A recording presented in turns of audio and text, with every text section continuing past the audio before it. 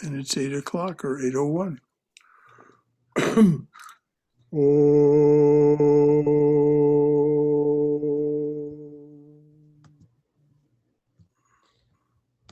Amen.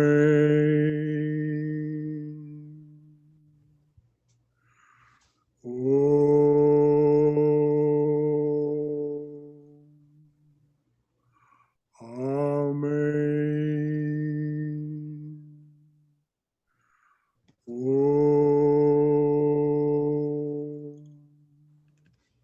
Amen.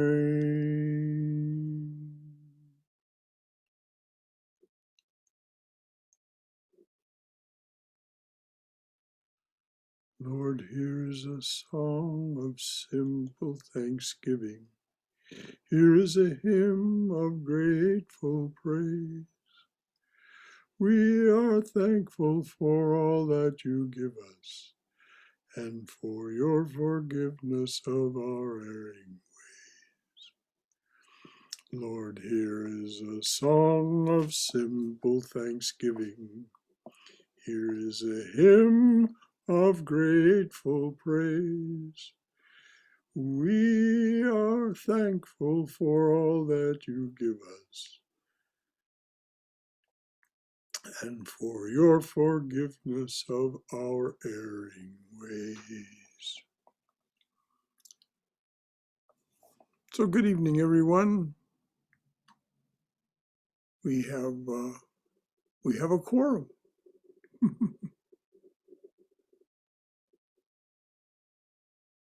There's Bart. Hello, Bart. Good evening. Namaste. Aaron's here, Catherine, and it looks like Lori. And there's Cindy.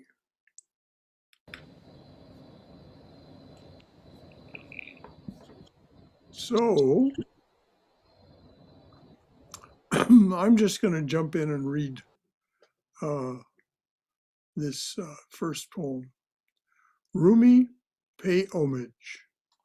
If God said, Rumi, pay homage to everything that has helped you enter my arms, there would not be one experience of my life, not one thought, not one feeling, not one act, not any act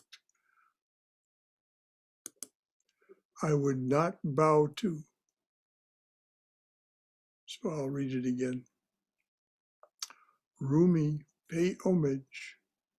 If God said, Rumi, pay homage to everything that has helped you enter my arms, there would not be one experience of my life, not one thought, not one feeling, not any act I would not bow to. I would not bow to.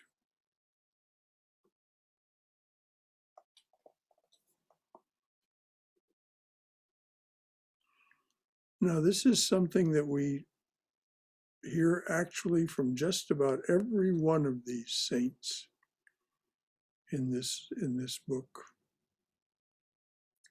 that everything brought them, everything that happened to them, the good, the bad, the ugly, the truly ugly even, somehow shaped them to the sainthood that they became.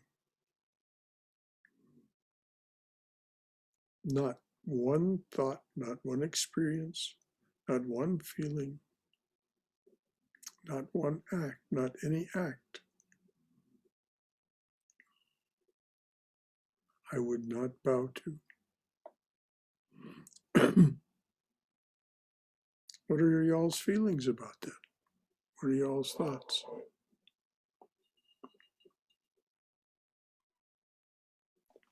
I think we can all agree on this, Brother Shankara. Many of us can agree on this one, definitely. Actually, if you submit it to manana, if you submit it to that contemplative digestion of these things, there's no way to avoid it. Exactly. Everything that has happened to us has resulted in what we are. As a matter of fact, we heard it from Vivekananda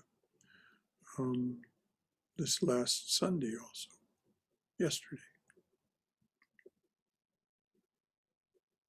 Everything that has ever happened to us forms our character this moment.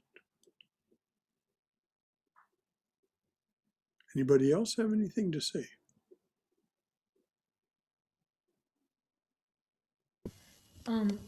I would just add that it often does not come into our awareness at that moment. It takes long, long time to realize that something that happened in the past actually led us to closer to God. At that time, it may seem questionable, but then as we, I guess, grow older and wiser, then that becomes more of a. Well, what the Swamis told me, and it's actually in the vows that are taken as a monastic, is don't even think about the things of the past anymore.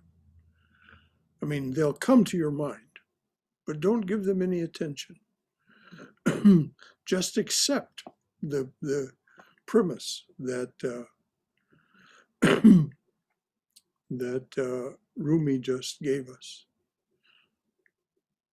That you are what you are this moment because of every experience, every act, every thought, every feeling. And so the Swamis, particularly Swahananda, was. I once wanted to talk to him about his youth. He didn't want to talk about it. And I mean, he was adamantly, he didn't want to talk about it. He was quite brusque and just, pushing the idea of talking about it away. It just was not of any concern to him. This moment is the moment that we have.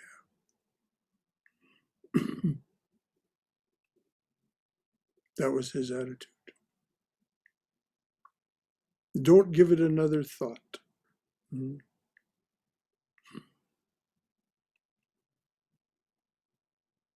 No, those weren't his words. What were his words?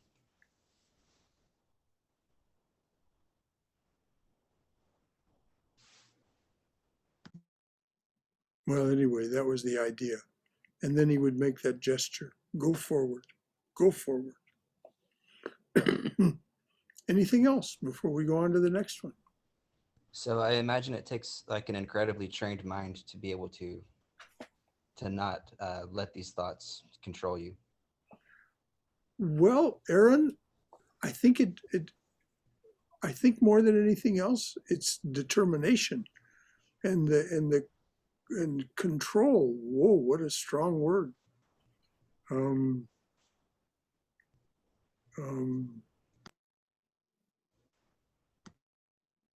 I think it's just a determination to follow that premise that it isn't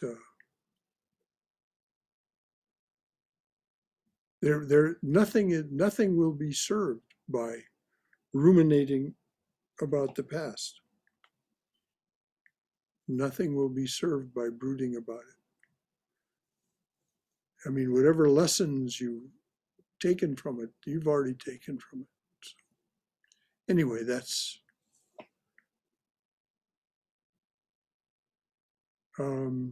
it. As Nisargadatta Maharaj said so poignantly, everything yields to earnestness. And that's what I meant by determination. Having a determined mind, determined attitude.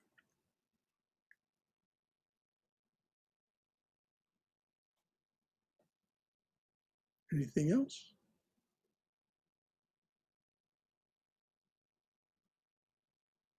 Okay. um, Bart, do you have the book open there before you? I do. I do. Okay. The next one is Relationship Booster. Would you like to read that one for us? I would. Is there, may I say something about Rumi pay homage? Yes, please. Or I was just thinking, and I'll personalize this. Um, in my Western mind, I'm always preoccupied with impatience and scarcity and lack and things like that, inefficiency. And so spiritually, what what I'm growing into is realizing that, the saying that God writes straight with our crooked lines, and in God's economy, nothing is wasted. If we think of it all, that we came from one female cell and millions of male cells, and we say, wow, what a waste that was. But none of it really is a waste Mm-hmm. at all. And so that's why it's important to come into the moment and not ruminate over the past. But anyway, that's one thing in other words, whereas I used to want to change past experiences and thoughts and feelings and actions, now I can accept all that and finally come to the moment and move forward. Good. And so that was a good observation that he's making for us. Yeah. But under And isn't it a hopeless task? Isn't it quixotic to try to change anything of the past? uh-huh. Even your feelings about it. Yeah. The feelings that you experienced in the moment. Mhm. You're not going to change those feelings. Yeah. You're going to simply accept them as that was part of the railroad tracks that led to where I am now. Uh-huh. A lot of and that's become training as a therapist. That's an issue I have with the training in psychotherapy, where we're trained to bring client excuse me, to bring clients back to the past and kind of relive that. And I don't see that a lot of that Western model is very productive. Go back and relive it, restructure it, write a new narrative about it. And so anyway, that's one issue that I'm dealing with as I come further into Vedanta philosophy. So okay. Sorry, can I ask what was that line you said? God makes a straight line with our crooked Mm. drawing? If our lives are like a narrative that we're writing and we're authoring or co-authoring, God. You muted? I can't hear you. We lost you, Bart. Yeah. Oh, God, I muted myself. Uh, God, someone said, if we're writing the narrative or co-authoring the narrative of our life, it all looks like a crooked, jumbled up mess from our point of view. But God, or the divine being, writes straight with our crooked lines. mhm. I like that quote, so I wanted that. Yeah, Yeah, I don't know who to attribute it to, but I've heard it a lot. God writes straight. If we just give him our crooked, fumbling lines like children, we offer that up. He writes a straight path for us, a narrative. So, good. and then Okay, now, we're. if anybody has anything else to say about Rumi, do you need a cough drop? I'm so sorry. I'm so sorry. I have my coffee right here, and so that's. I apologize. No need for apology. I just It's wanted to know if you needed a cough drop. yeah. That's all. No, that's okay. It's just the the weather changing. Okay, so relationship booster. Here is Are we ready? Yeah, we're ready. I'm sorry. Relationship booster. Here is a relationship booster that is guaranteed to work. Every time your spouse or lover says something stupid, make your eyes light up as if you just heard something brilliant. Okay. Relationship booster. Here is a relationship booster that is guaranteed to work. Every time your spouse or lover says something stupid, make your eyes light up as if you just heard something brilliant. And so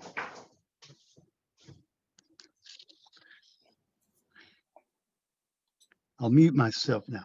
No, that's Uh, fine. What have you to say about the poem you just read? to give, okay, well, if I hear something stupid, I have to back up and kind of look at my interpretation again, because if it were not important to the other person, they wouldn't have said it. So I have to give them the dignity of speaking their mind or their heart. And I have to look for the brilliance in that, whether it's challenging to me or just appears stupid to me. God knows I've said plenty of stupid things in my life that, but it's about give them the dignity of being brilliant. Give myself the dignity once in a while of being brilliant, maybe. Is that Good, yeah, that's wonderful. all right? That's all I've got. I'm gonna have to Well, percolate on I that a just, little bit. I just asked you to comment on what you read. That, as I've said a number of times, there are no right answers when it comes to Right. poetry. Brother Shankar, Yes, dear. this is my favorite one, really. I think this can really work for everybody. Wayne Dyer, he's a famous psychologist, once said, if somebody says something stupid in your family or friends or anything, just look at them and say, I have never considered that. I'm going to think about it. Say that will work. And I think it does. I have tried that. It really worked, what Wayne Dyer said. And I think this is so similar to what he said.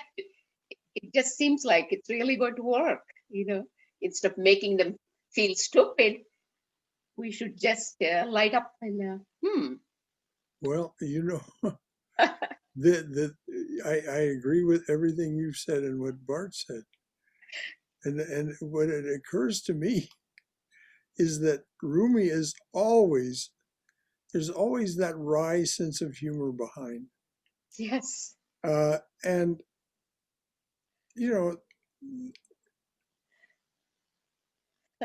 as we've heard,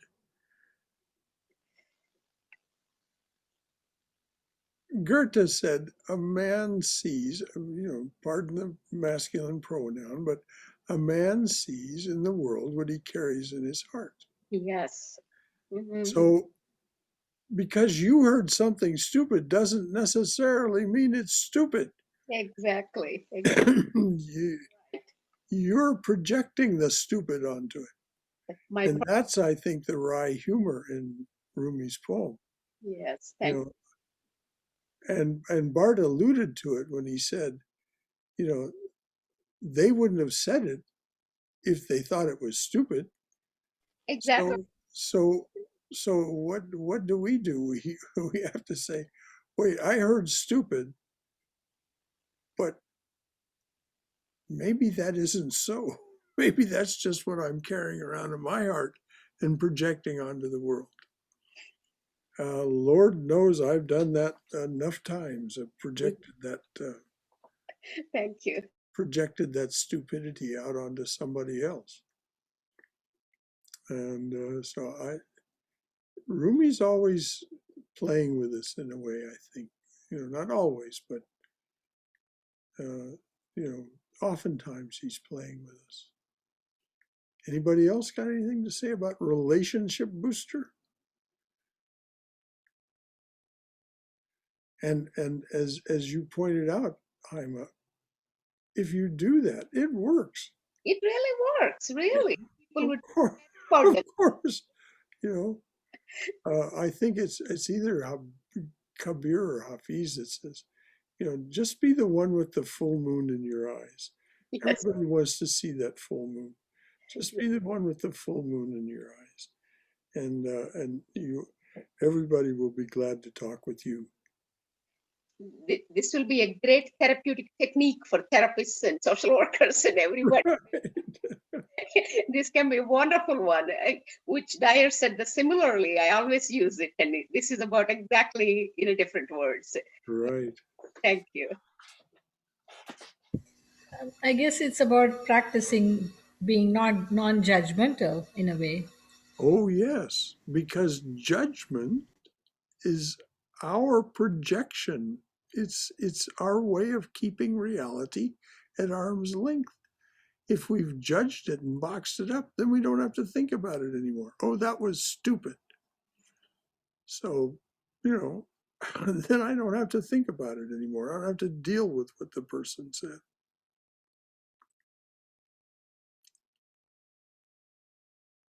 Maybe they really did say something brilliant. Maybe they really did.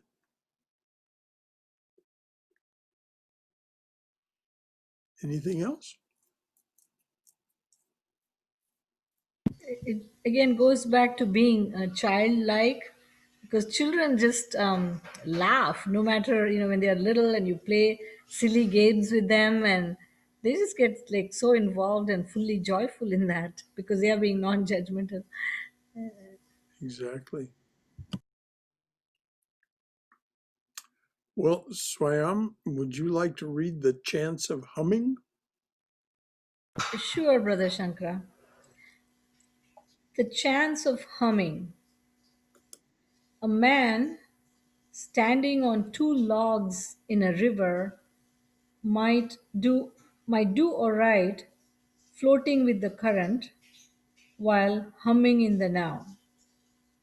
Though if one log is tied to a camel who is also heading south along the bank at the same pace, all could still be well with the world, unless the camel thinks he forgot something and abruptly turns upstream. Then, most minds do not live in the present and can stick to a reasonable plan. Most minds abruptly turn and undermine the chance of humming. The chance of humming. A man standing on two logs in a river might do all right floating with the current while humming in the now. Though if one log is tied to a camel who is also heading south along the bank at the same pace, all could still be well with the world, unless the camel thinks he forgot something and abruptly turns upstream. Then, most minds do not live in the present and can stick to a reasonable plan. Most minds abruptly turn and undermine the chance of humming.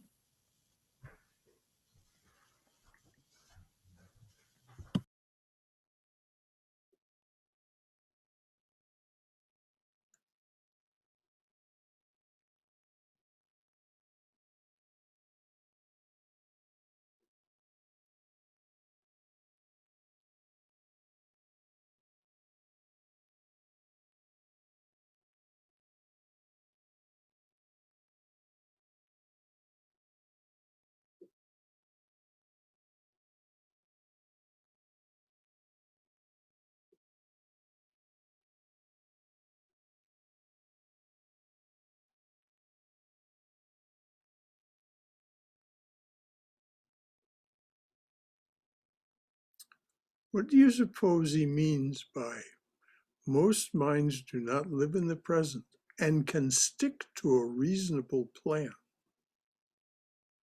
What does he mean by reasonable plan?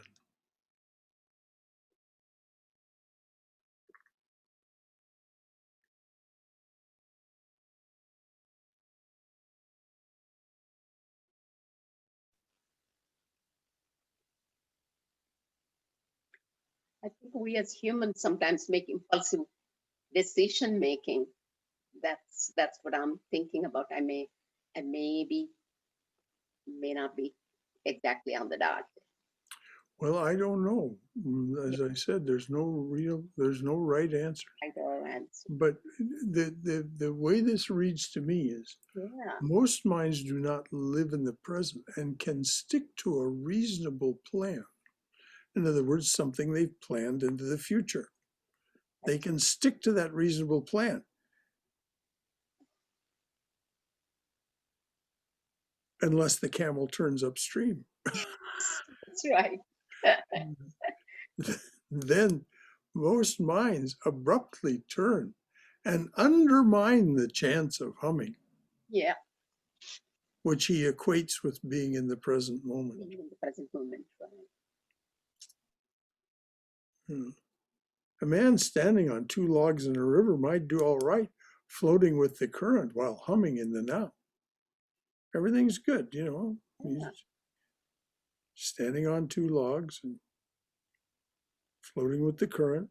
Everything's good.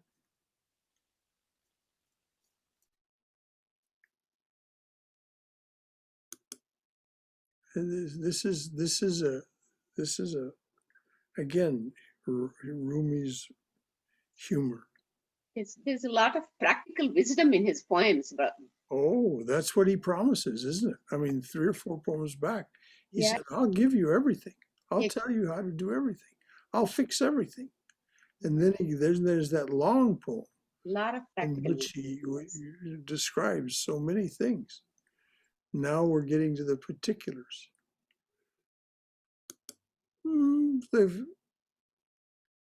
Unless the camel thinks he forgot something and abruptly turns upstream, then uh-oh. And then he defines what he's talking about by uh-oh. Most minds do not live in the present and can stick to a reasonable plan. Most minds abruptly turn and undermine the chance of humming.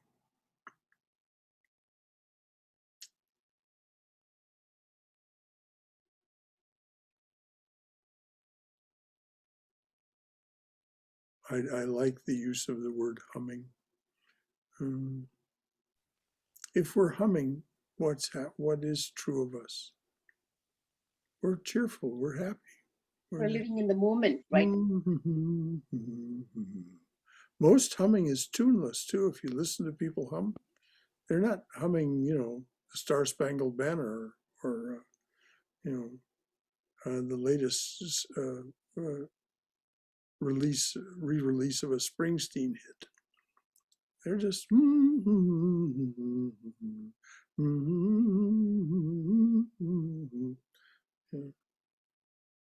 they're just whatever's arising, they're humming it.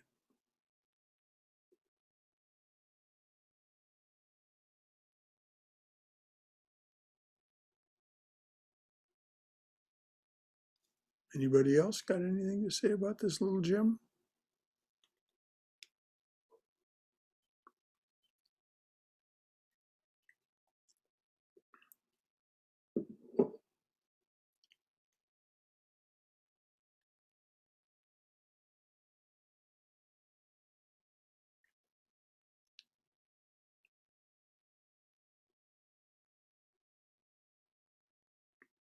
Okay, well, then let's go on to the next one. Haima, would you like to read Spiritual Health?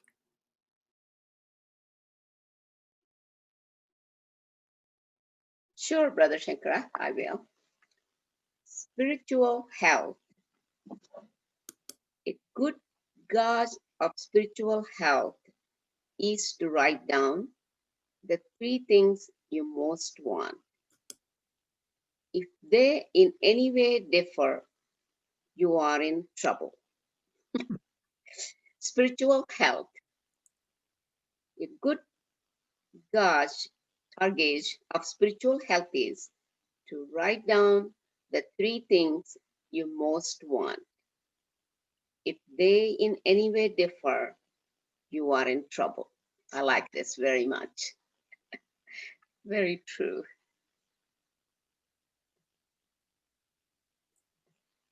Dr. Amen on public broadcast, he always says, write 5 things every day, positive things in your life that happened that day, Mhm. just for the good emotional health, well-being, and move forward the next day. I think it's just coordinates similarly. He's saying 3 good things you most want.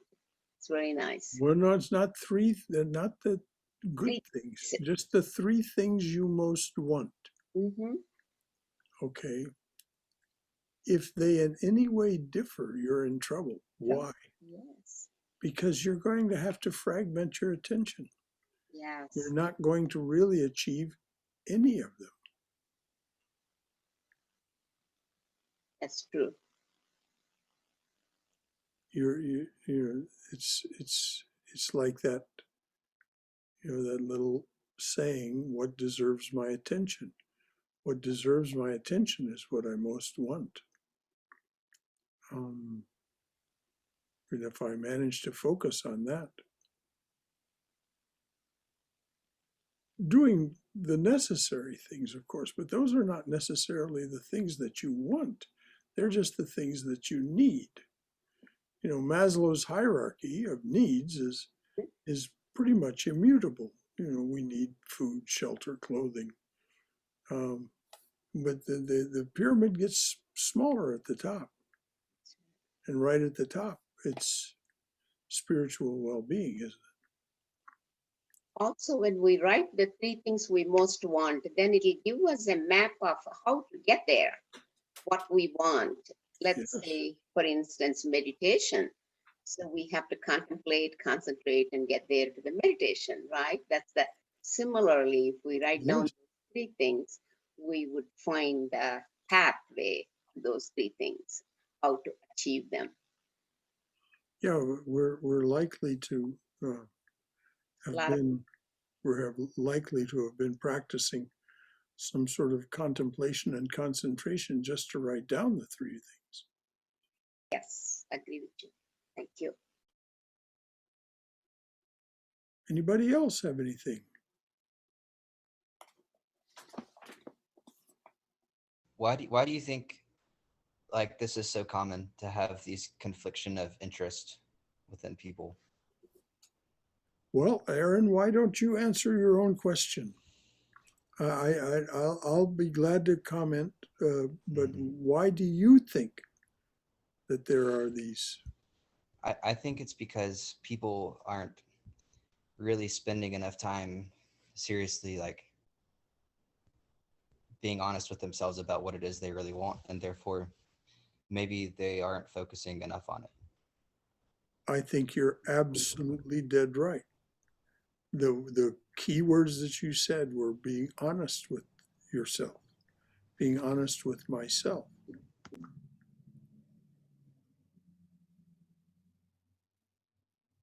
We are so influenced by what other people think of us, by what society has taught us is right. In this society right now, if you're not wealthy, if you don't have possessions aplenty, who are you? You're nobody. You're a loser. And yet, the happiest people that I know, are the people who have made a business of having less and not focusing on making money and just living simply. They have more joy in their lives.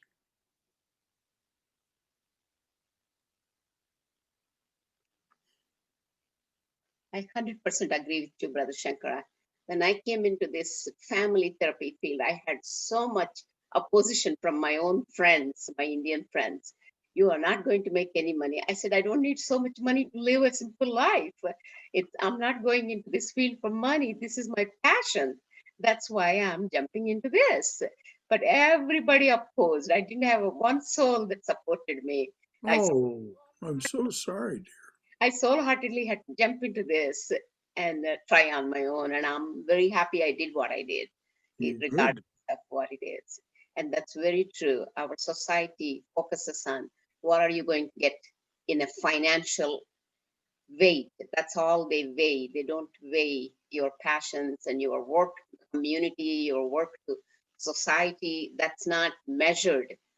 Everything is measured in terms of money, and that's not happiness, really. Truly, that's not happiness. Well, Thank you. that's pretty much a consensus, I think. Thank you so much.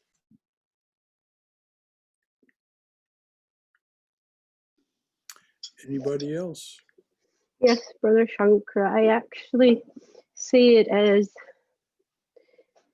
for me, there is really only one goal, and that is to realize God. Mhm. And thus, that's why the three things would not differ. And if they do, you're in trouble. That Mhm. would be my interpretation. Oh, and yes, I think you're absolutely right. That not everybody has to aspire to realize God, but if that is your aspiration, then you would just say it in three different ways. If you were to write it down, I think Rumi, once again, he's grinning at us. Don't fragment yourself, because then you'll just turn your mind around. One log will head upstream and one log is heading downstream, and you're going to fall in the water.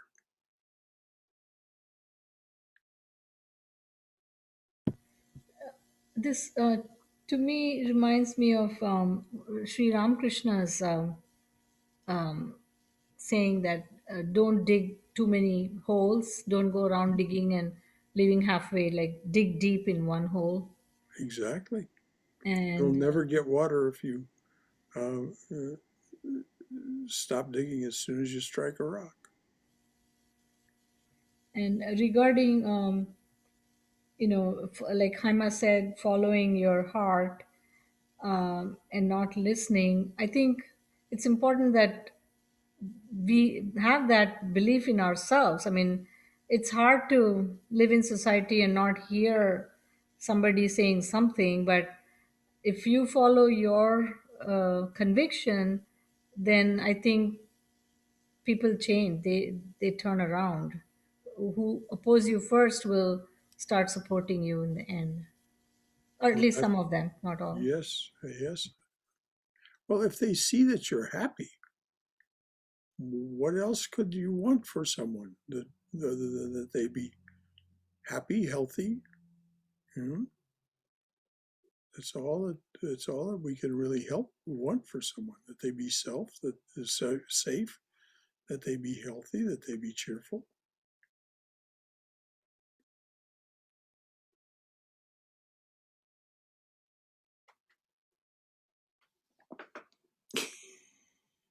Here's Rumi being absolute. Do you have the book open, Cindy?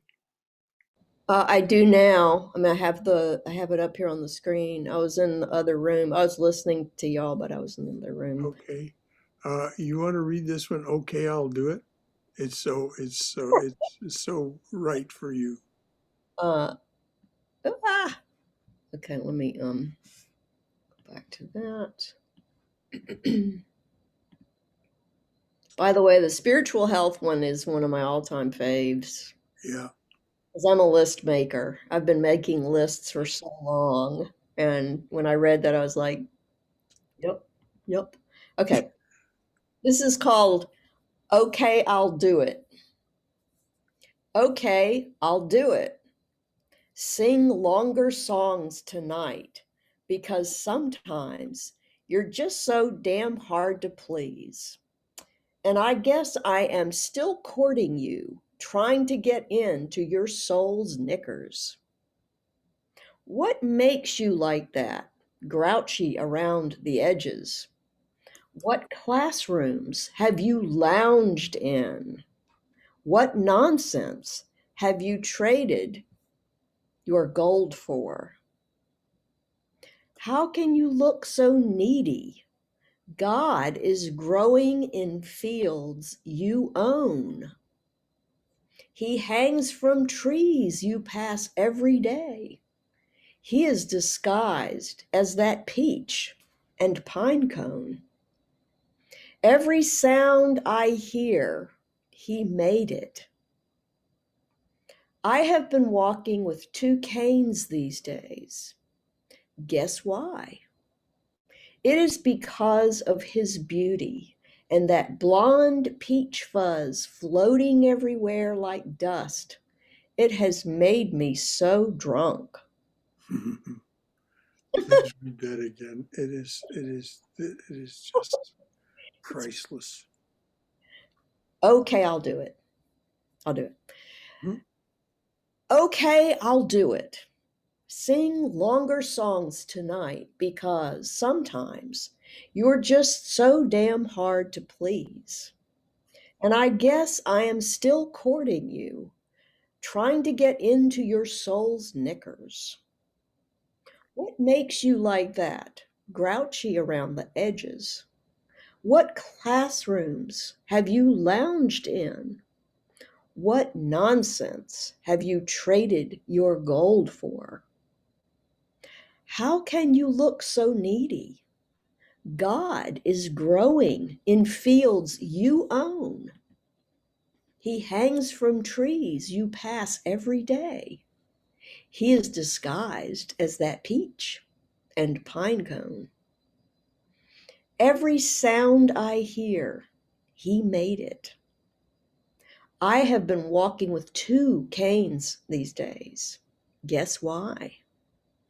It is because of his beauty and that blonde peach fuzz floating everywhere like dust. It has made me so drunk. I love it. Me too. Mm. It's just like, what are you doing? Why are you grouchy? Yeah. What are you paying for? What are you spending your attention and your energy and your money for? What are you passing by? Why are you so needy? I just love that. He's disguised as that peach and pine cone. Every sound. I made that. He made it. I've been walking with canes. That's great. Yeah. And God is growing in fields you own. Own. Yeah. Yeah. How can you look so needy? God is growing in fields you own. And this is on page 72, by the way. Oh no, that's perfect. In the, Cindy knows I have a fascination and love of the number 9.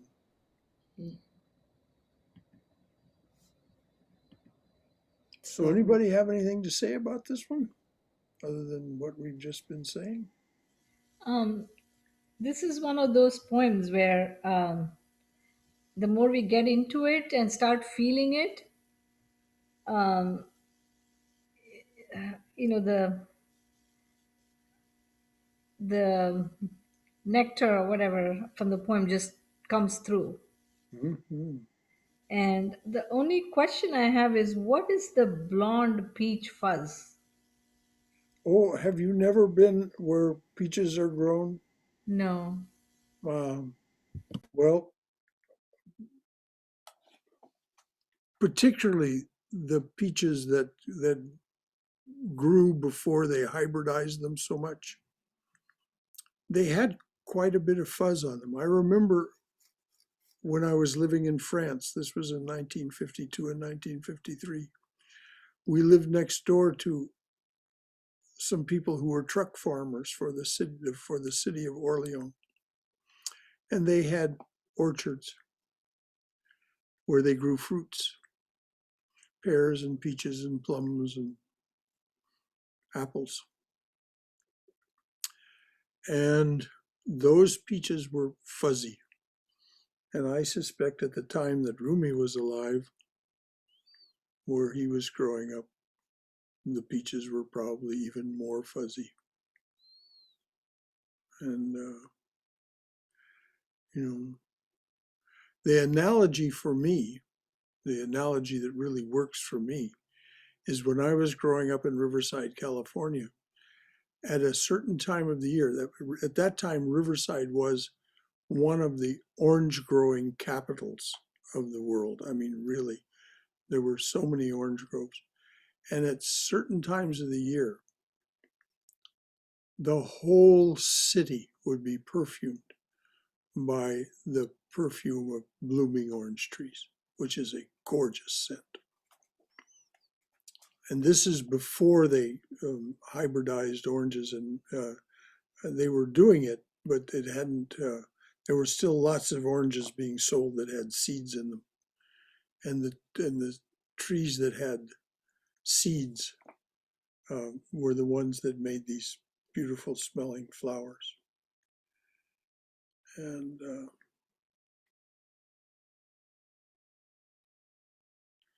so, yeah. But he uses the peach and the pine cone. Notice the pine cone too. The pine cone is very different. It's not edible. It's hard and doesn't make any fuzz, though it does make certain pine cones do make a pollen that'll coat everything.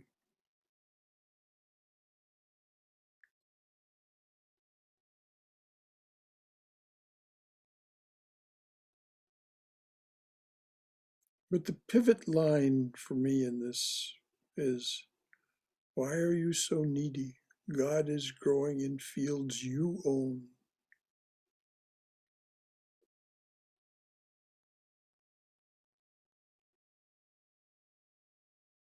Yes, indeed. Why are we needy? Just to interject for a moment, that pine cones are edible. They produce pine nuts. Oh, is that right? I hadn't thought about that. You're right. Yeah, and even there are certain species that create or produce the ones that are big enough to bother eating or harvesting. But even the the regular pine cones that are probably in our yards, um, they're too small to really bother with, but they are edible. And I'll be darned. seen a pine cone that's just been torn apart by a squirrel, just all the little things torn off. They've done that to get, Oh, yeah. yeah, Well, at that time, you're doubtless very right. At the time that he was writing this, uh, they probably were the pine cones were those bigger pine cones. I've seen them, yeah, big pine cones that were, and they probably were making those pine nuts. they're delicious. I bet they are. They're good in pesto. Anybody else got anything to say about this remarkable poem? I never knew pine nuts come from pine cones. They are so expensive, those pine nuts. They are quite expensive. It must be that they're hard to get the nuts out of the pine cones. A small packet is like $9, $8. Oh my God, I ran out away from it so many times, couldn't buy it. Oh, that's good. Well, next time I see him at Trader Joe's, I'm going to have to buy some just so I can Thank you. see what they're like. Good to know something. Get Jyoti to make some pasta, and we can make some pesto sauce on the pasta. Just little pine cones. I meant for. Thank you, Cindy. That's the one I meant. Yeah.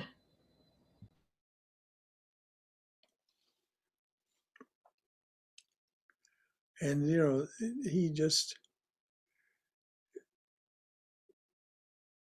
Rumi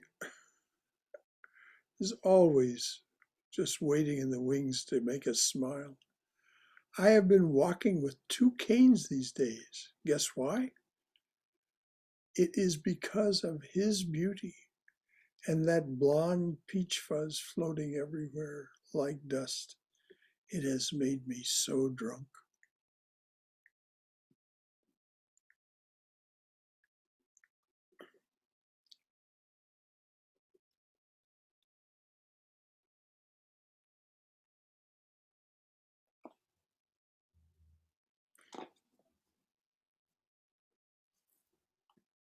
And if if it were just that he was hooked on God's beauty and not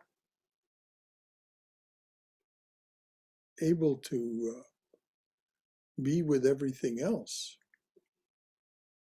then that would be an issue. St. Thomas Aquinas, we'll find a poem in St. Thomas Aquinas that addresses this. But he just a couple of poems back was saying, I'll bow down to every experience, every thought, every feeling, every act. So it isn't just the beauty that, the beauty makes him drunk, but he accepts it all. So, what is that line? God is growing in fields you own, the fields you own. What is that referring to? Well, why? I'll do the same thing with you that I did with Aaron. Dear, what do you think it means? What if you, when you hear those lines, what do you think?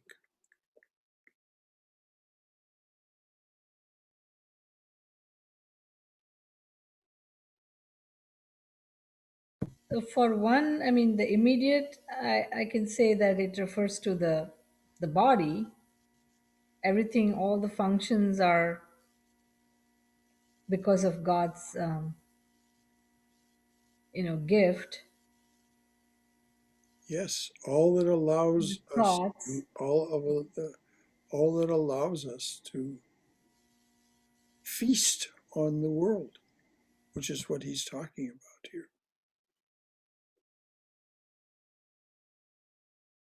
He's feasting on the pine cones and the peach fuzz and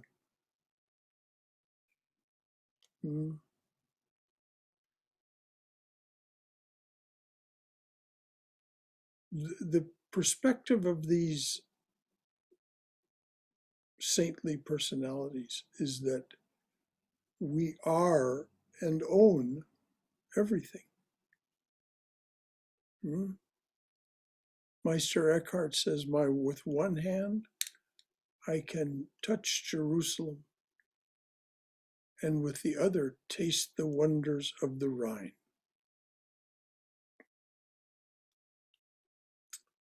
So,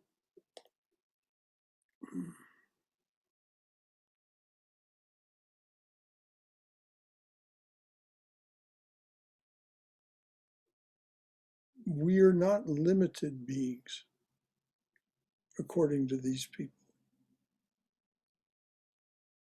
We own, because of not as an ego self, but as a spiritual being. We own everything without exception.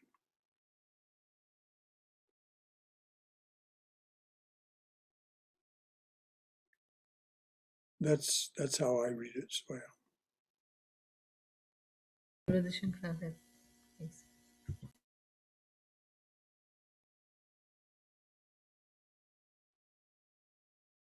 We're needy because we look at our limits, we see our limitations, rather than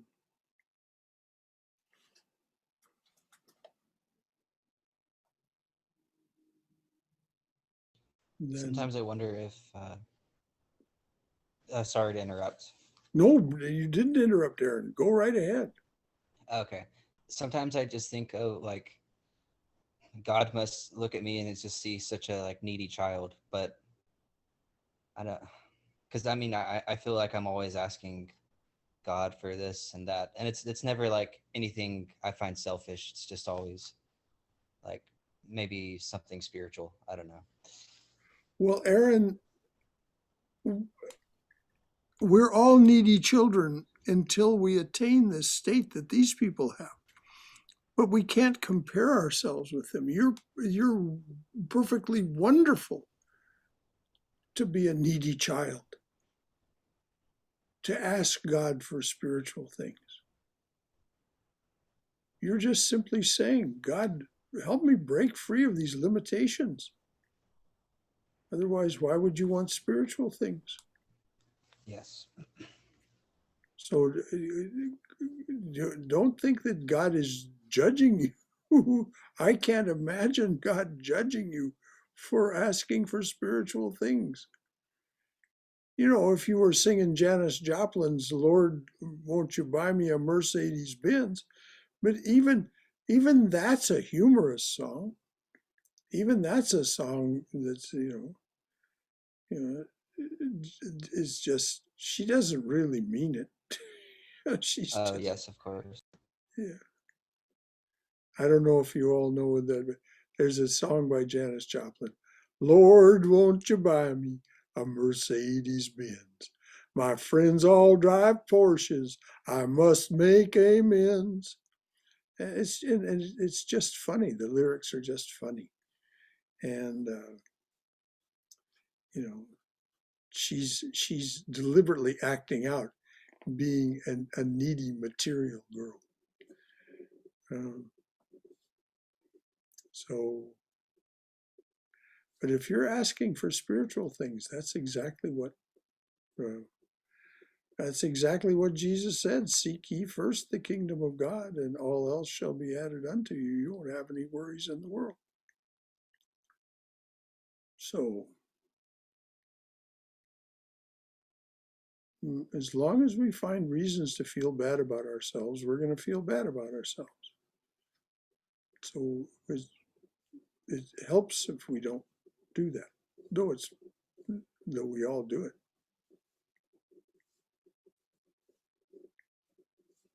It's better to get drunk on the pine cones and the peach fuzz if we can. I'll do it if you do it.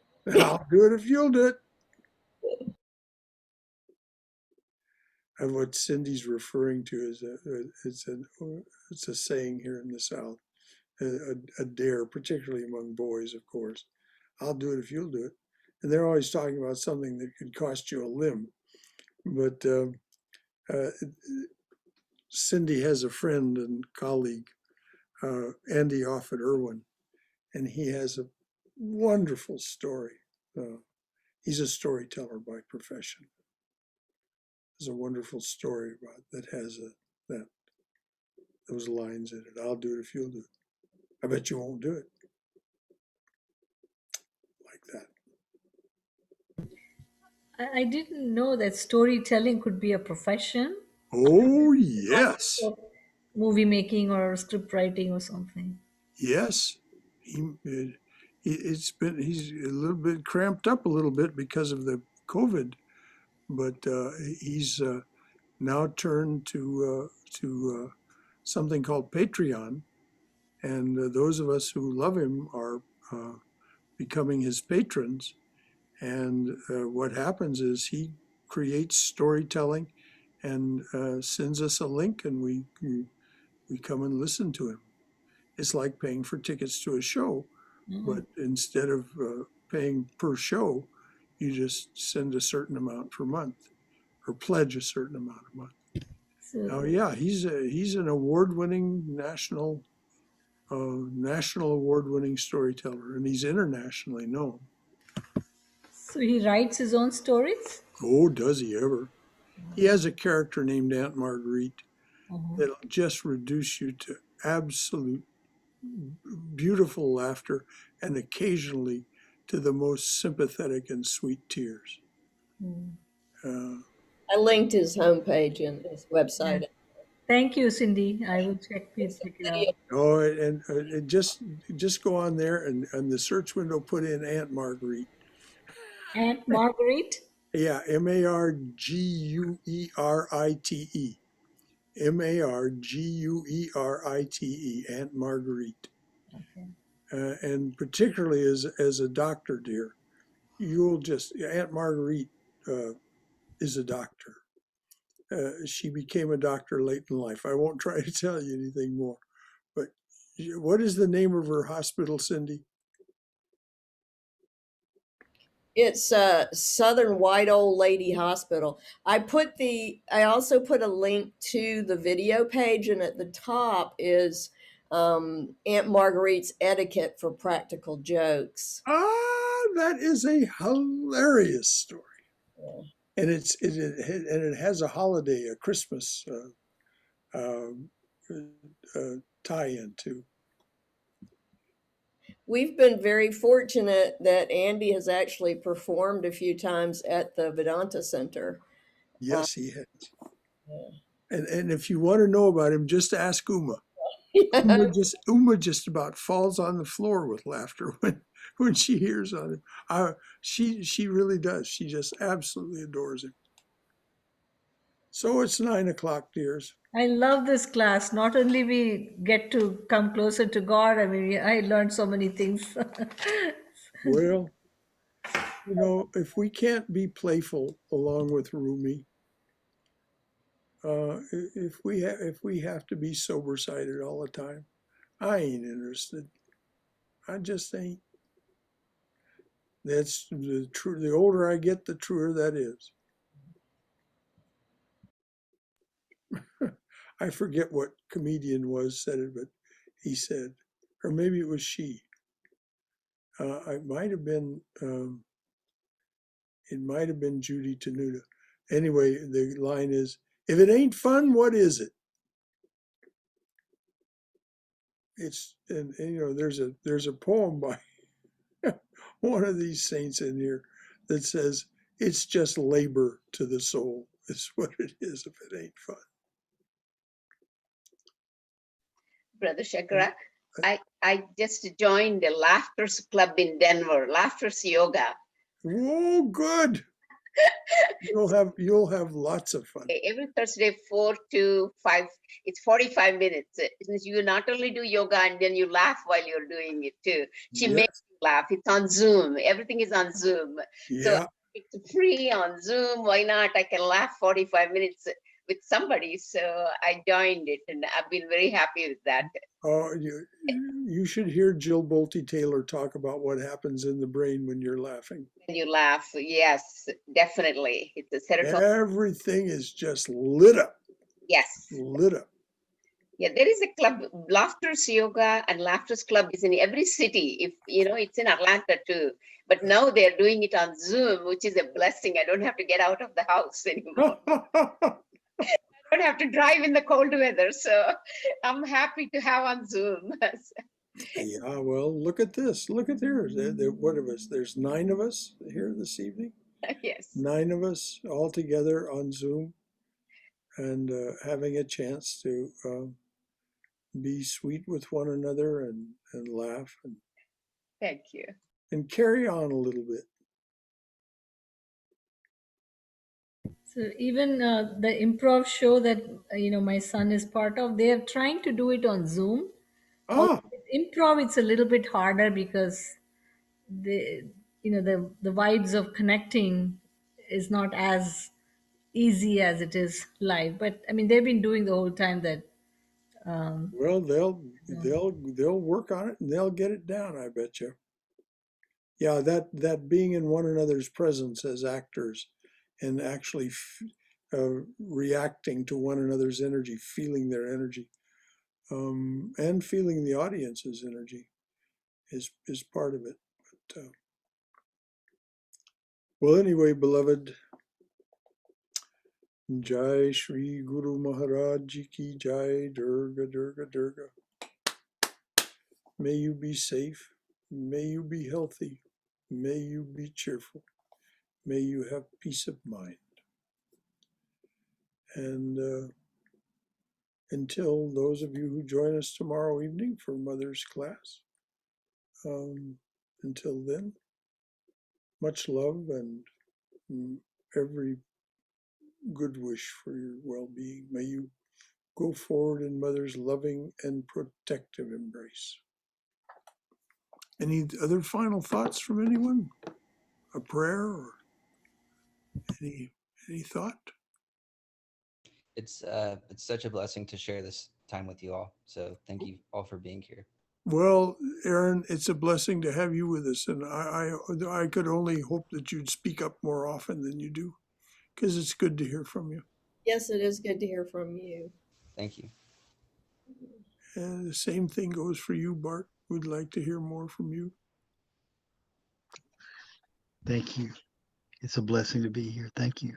It's a blessing to all of us, isn't it? I mean, and who is that L? Liam. Oh, it's Liam. Yeah. Hello, Liam. I thought it was Lori. Yeah, we often hear from Liam, but we didn't hear much from him tonight. So, until next time, beloved, good night, good night, good night. See you tomorrow, Brother Shankar. Yep. Good night, sweet princesses and princes, Good night, Brother. and Mrs. Calabash, wherever you are. I don't know if you all remember Jimmy Durante, but that's how he would close each show. He'd walk away down this hall, and he'd look back over his shoulder, and then he'd say, "Good night, Mrs. Calabash, wherever you are." And I think that was his mother. Yeah. Thank you, Brother Shankar. You can find, if you want a few laughs, you can look up Jimmy Durante on YouTube. There's some good Jimmy Durante stuff. If you just and this isn't a laugh, but you can hear him singing the song "Me and My Shadow." Oh my goodness. Anyway, good night, everyone. Good night. Good night, John Boy. Good night. Good night.